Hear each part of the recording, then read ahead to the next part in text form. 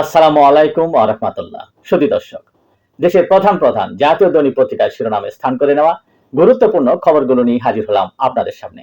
আশা করি সাথেই থাকবেন। গুরুত্বপূর্ণ শিরোনামগুলোর মধ্যে আজ শুরুতেই আন্তর্জাতিক খবরে যা যা থাকছে। শুরুতেই ইরান, ইসরায়েল ও যুক্তরাষ্ট্রের যুদ্ধের খবর। যুদ্ধ ছড়িয়েছে ভারত মহাসাগরে। ইসরায়েলে সমন্বিত হামলা ইরান ও হিজবুল্লাহর।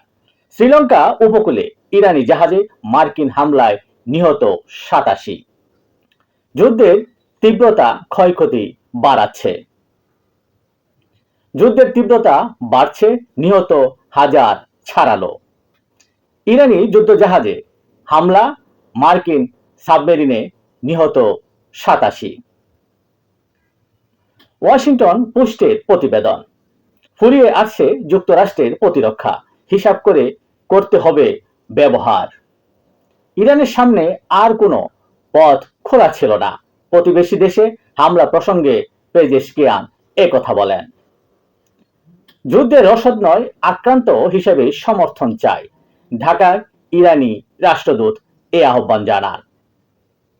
মিডল ইস্ট আয়ের প্রতিবেদন। কৌশল বদলের মুখে যুক্তরাষ্ট্র ও ইসরায়েল। ব্যয় চাপিয়ে দেওয়ার খেলায় ইরান। ইরানে হামলায় যুক্তরাষ্ট্রকে ঘাঁটি দিচ্ছে না ভারত। ইরানের হামলায় 200 কোটি ডলারের মার্কিন সামরিক সরঞ্জাম ধ্বংস। ইরান হরমুজ প্রণালী বন্ধ করায় বিশ্বে কি প্রভাব পড়বে, এই নিয়ে চলছে চুলচেরা বিশ্লেষণ ও হিসাব নিকাশ। মাদুরোর পর খামেনি, মিত্রদের পতনেও নীরব কেন চীন, এই নিয়েও চলছে ব্যাপক আলোচনা এবং নানা কৌশলগত বিশ্লেষণ। ভূরাজনীতির খেলায় চীনের এই নীরবতায় অনেকেই অবাক হয়েছেন।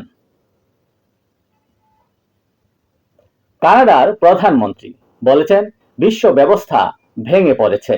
এই ছিল আজকের প্রধান প্রধান জাতীয় দৈনিক পত্রিকার শিরোনামে স্থান করে নেওয়া গুরুত্বপূর্ণ খবরগুলো, যা নিয়ে এতক্ষণ আপনাদের মাঝে উপস্থিত ছিলাম। আজকের মতো এখানেই, আবারও দেখা হবে আগামীকাল ঠিক একইভাবে। সে পর্যন্ত অবশ্যই ভালো থাকবেন, সুস্থ থাকবেন। আসসালামু আলাইকুম ওয়া রাহমাতুল্লাহ।